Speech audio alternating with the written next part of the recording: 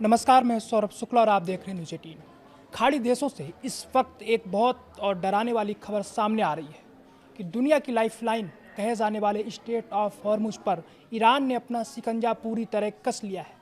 Iran ने दो टूक चेतावनी दे दी है कि अब ये रास्ता बंद है। खबरें आ रही हैं कि समंदर के सबसे संवेदनशील रास्ते से कई एलएनजी टैंकरों को मजबूरी में वापस लौटना पड़ा है। हालात इतने तनावपूर्ण हैं कि यूकेएमटीओ ने जहाज़ों पर फायरिंग की घटनाओं की पुष्टि की है। लेकिन सबसे ज़्यादा चौंकाने वाला है ईरानी नेवी और एक जहाज़ के बीच हुई बातचीत का वो ऑडियो जो अब पूरी दुनिया के सामने है। इस वायरल ऑडियो में ईरानी नेवी का अधिकारी साफ लहजे में कह रहा है कि हॉर्मुज बंद है और याद रखना ये किसी इडियट के ट्वीट करने से दोबारा खुलने वाला नहीं है। हॉर्मुज जल डमरूमद को लेकर ईरान और अमेरिका के बीच तनाव पूरी दुनिया देखने लगी है। ताज़ा घटनाक्रम में ईरान की नौसेना ने एक व्यापारिक जहाज को साफ संदेश दिया कि यह जलमार्ग अभी भी बंद है और इसे सिर्फ मुस्तफा खमेनी जो ईरान के सर्वोच्च नेता हैं उन्हीं के आदेश पर ही खोला जाएगा। जहाज और ईरानी नेवी की बीच बातचीत का ऑडियो सामने आया है। जहाज के साथ हुई बातचीत में ईरानी नौसेना ने कहा कि जल डमरूमद किसी इडियट के ट्वीट से नहीं बल्कि खमेनी के आदेश से खुलेगा।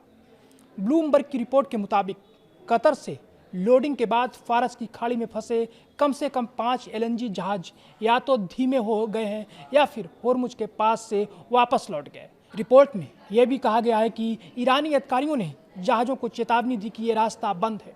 ये मामला शनिवार का ही है जब 2 भारतीय जहाज़ों को निशाना बनाया गया था। इससे पहले ईरान के विदेश मंत्री सैयद अब्बास अराक्ची ने शुक्रवार को कहा था कि हॉर्मुज जल डमरूमद पूरी तरह खुला है, लेकिन कुछ ही घंटों में सैन्य कमान ने इस बयान को पलट दिया और कहा कि अब यह मार्ग सख्त सैन्य नियंत्रण में है। हालांकि ट्रंप ने भी पोस्ट कर हॉर्मुज के खुलने की बात कही थी।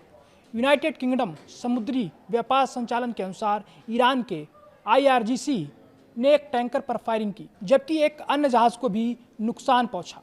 इस घटना को भारत ने भी गंभीरता से लिया है।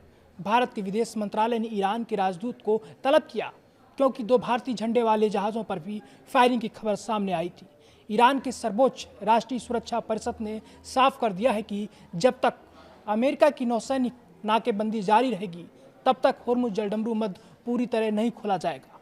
परिषद के मुताबिक जहाज़ों की आवाजाही अब ईरान की अनुमति तय रास्तों और शुल्क के आधार पर ही होगी। अमेरिकी सेंट्रल कमांड के मुताबिक नाकेबंदी के बाद अब तक 23 जहाज़ों को वापस लौटाया जा चुका है।